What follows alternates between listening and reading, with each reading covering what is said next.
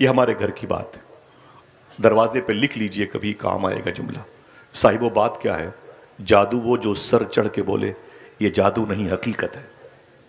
इसको जहन पे आप बिठा लें। आप, हम ज़मीन पर बोझ हो गए हैं। आज सबसे ज़्यादा जेलों की खुराक हमारी नस्लें बनती जा रही हैं। हम हैं कि अच्छे इस्लाम का दावा कर रहे हैं। इस्लाम है क्या? बताएं मुझे। आपके दरवाजे पर अगर कोई हिंदू शख्स आ जाता है भीख मांगने के लिए, तो आप उसका धर्म पूछते हो? अगर यही पूछना गरीब नवाज ने शुरू किया होता तो? अगर यही पूछना सरकार मखदूम अशरफ जहांगीर सिमनानी के मतब के इस वक्त के जो खुद्दाम है वो पूछने लगे, तब? मुझे बताएं आप, इस्लाम आगे बढ़ेगा कि सिमट जाएगा? अगर तुम्हारे दरवाजे पर कोई जख्मी इंसान पड़ा है तो तुम कहते हो छोड़ो उसको, ये तो मुसलमान है ही नहीं है। आप अगर इस्लाम के पैरोकार हैं, इस्लाम के नुमाइंदे हैं, इस्लामी राह के मुसाफिर हैं, तो इस्लाम में इस हवाले से क्या आर्टिकल पेश किया गया? अगर दिल कहे तो मैं थोड़ी सी बातें इस हवाले से करता हूं, ताकि इस वक्त की नफरत की फिजा में आला हजरत सरकार के नाम की इस अजीम शान कॉन्फ्रेंस में हमारी नई नस्ल के अंदर जो बेचैनी पाई जा रही है उसका थोड़ा सा इलाज भी समझ में आ जाए। बैठेंगे, सुनेंगे इंशाअल्लाह। अब सुनिए आप, इस्लाम किसे कहते हैं? हिंदुस्तान और ये पड़ोसी मुल्क, ये भूटान, ये चाइना की बड़ी ज़मीन है। गैर मुनक़सिम हिंदुस्तान में तकरीबन 150 करोड़ बनाम मुसलमान पाए जाते हैं। 150 करोड़ लोग बनाम मुसलमान पाए जाते हैं। हम आपसे पूछते हैं, कभी अल्लाह के रसूल यहाँ आए? नहीं। सिद्दीक़ उमर? नहीं। उस्मानो अली? नहीं। कभी हसनैन करीमैन इंडिया आए?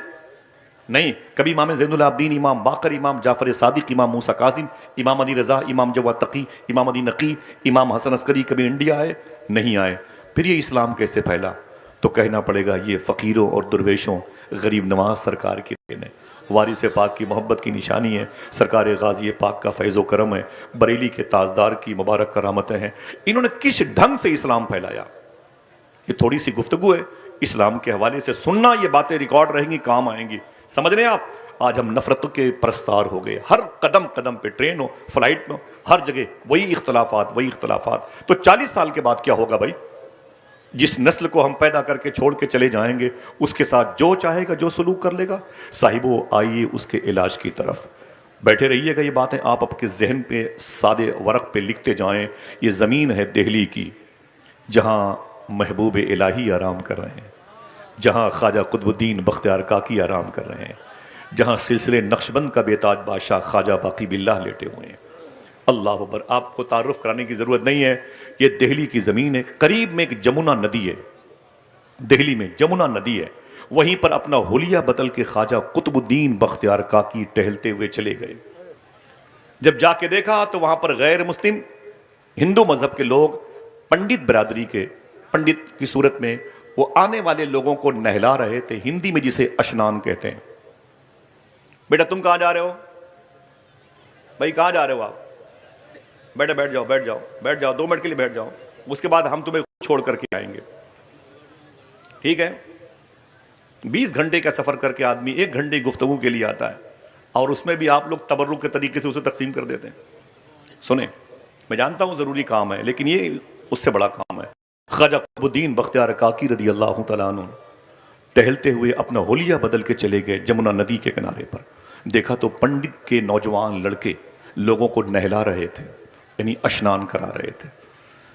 आगे बढ़े तो एक बूढ़े पंडित को देखा तो उनके हाथों पे रेशा तारी था, कपकपाहट थी।